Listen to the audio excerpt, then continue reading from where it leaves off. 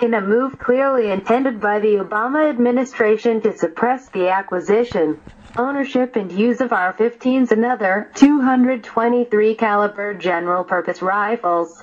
The Bureau of Alcohol, Tobacco, Firearms and Explosives unexpectedly announced today that it intends to ban commonplace M855 ball ammunition as armor-piercing ammunition. The decision continues Obama's use of his executive authority to impose gun control restrictions and bypass Congress.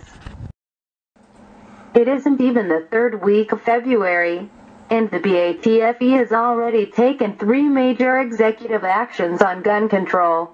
First, it was a major change to what activities constitute regulated manufacturing of firearms. Next, BATFE reversed a less-than-year-old position on firing a shouldered pistol. Now, BATFE has released a framework for determining whether certain projectiles are primarily intended for sporting purposes within the meaning of 18 U.S.C. 921(17)(c), which would eliminate M855's exemption to the armor-piercing ammunition prohibition and make future exemptions nearly impossible. By way of background, federal law imposed in 1986 prohibits the manufacture, importation, and sale by licensed manufacturers or importers, but not possession, of a projectile or projectile core which may be used in a handgun, and which is constructed entirely from one or a combination of tungsten alloys, steel, iron, brass, bronze, beryllium copper, or depleted uranium. Because there are handguns capable of firing M855, may be used in a handgun, it does not, however, have a core made of the metals listed in the law. Rather, it has a traditional lead core with a steel tip, and therefore should never have been considered armor-piercing. Nonetheless, BATFE previously declared M855 to be armor-piercing ammunition, but granted it an exemption as a projectile primarily intended to be used for sporting purposes. However, BATFE says that it will henceforth grant the sporting purposes exception to only 2 categories of projectiles: 22 caliber projectiles that otherwise would be classified as armor-piercing ammunition under 18 U.S.C. 921(17)(b) will be considered to be primarily intended to be used for sporting purposes under Section 921(17)(c) if the projectile weighs 40 grains or less and is loaded into a rimfire cartridge. Category 2.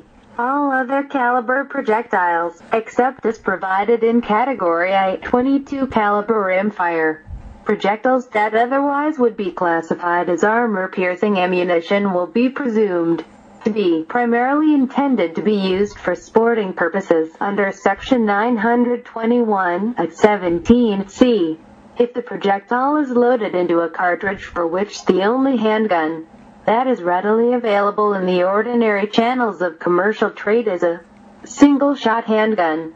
ATF nevertheless retains the discretion to deny any application for sporting purposes exemption if substantial evidence exists that the ammunition is not primarily intended for such purposes. BATFE is accepting comments until March 16, 2015 on this indefensible attempt to disrupt ammunition for the most popular rifle in America.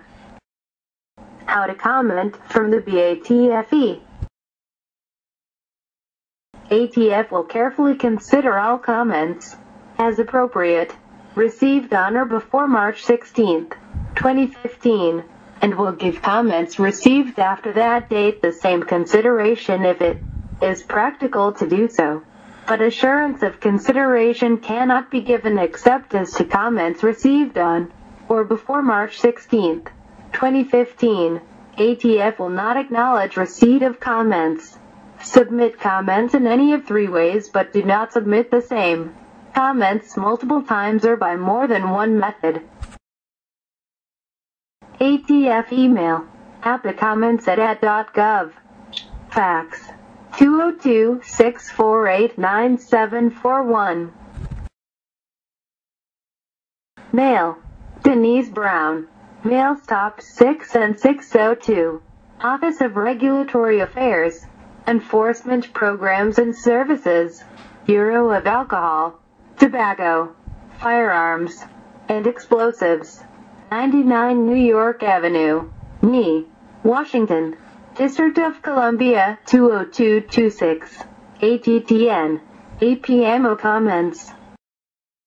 For further information contact Denise Brown, Enforcement Programs and Services, Office of Regulatory Affairs, Bureau of Alcohol, Tobacco, Firearms and Explosives, U.S.